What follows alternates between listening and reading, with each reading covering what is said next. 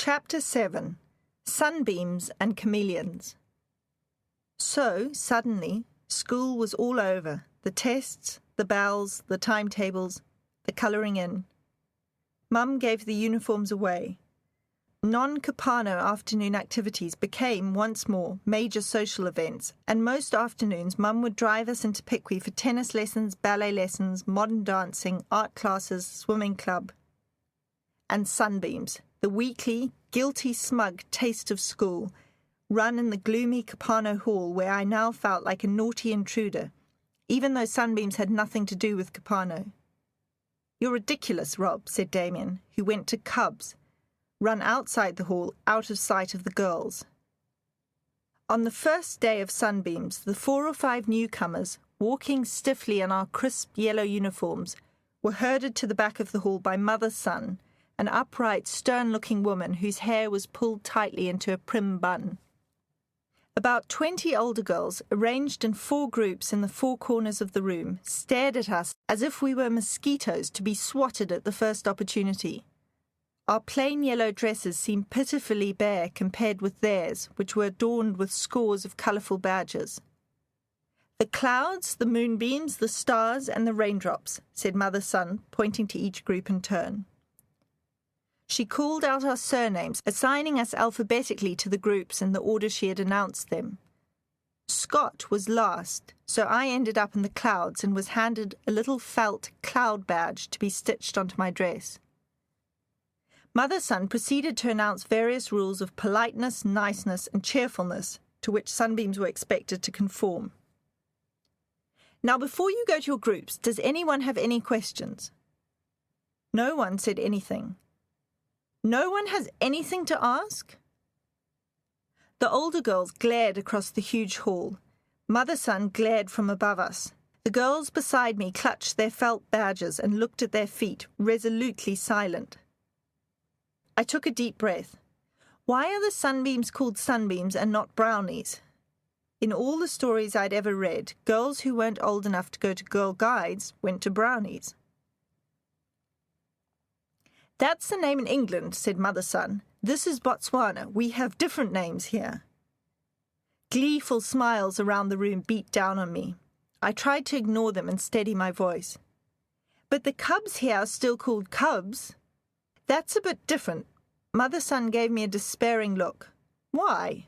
"It just is. Now I think that's enough questions for the moment. We'll be here all day." "But run along to your groups." I gaped helplessly, but no one was listening anymore, so I trudged off to the clouds, angry at such unjust disgrace. Later, I asked Mum about it. "Some people think it's offensive to black people." "But they're not called blackies." "Well, offensive to dark-skinned people, then." "Why is it offensive, though?" Mum sighed. "If you're sensitive about your skin colour, it might be." "Why?" "I've just explained why, Robbie." Mum said Sunbeams was a politically correct name, and that this made the Sunbeams boat even more of a terrible irony. The 7 Sunbeams were the youngest entrants in the Anything That Floats boat race at Shashi Dam. The muddy shores of the vast, thorn-scrubbed line dam were packed with people milling around strange, colourful contraptions that floated on old tractor tyre tubes, plastic barrels, and wired-together wood frames. Some had tents on top, some sails, some flags. Many looked dangerously lopsided as they bobbed amongst the reeds. A few teams on the less lopsided boats chatted in huddled groups, pointed towards buoys far out in the flat brown waters, and eyed the other serious-looking teams. Most people strolled up and down the rows of boats, laughing and drinking castle lager, even though it was only 10 in the morning. Dad said this was hardly surprising, as most of the entrants were from Francistown, the closest town to the dam. Since the abandonment of many of the nearby mines, once at the centre of Southern Africa's first gold rush, Francistown's main claim to fame had been having one of the highest per capita alcohol consumption rates in the world. A few people took pictures as they examined the boats. Everyone with a camera took a picture of the Sunbeams boat. It was ingenious. made out of the roof of an old Volkswagen van, with bench seats neatly welded inside. We had spent days decorating the shiny metal with sunbeam yellow and wore outfits to match. Brilliant yellow t-shirts, bright white shorts, and headbands of gold tinsel.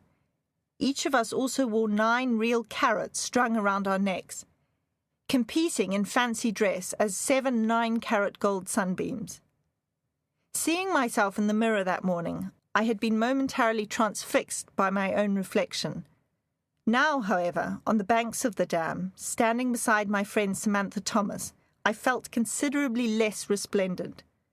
Samantha, whom I'd met in Class 4 at Capano, was coal black, and on her the white-yellow-gold carat combination was a different level of dazzling. But for 6 of us being white, our team was perfect.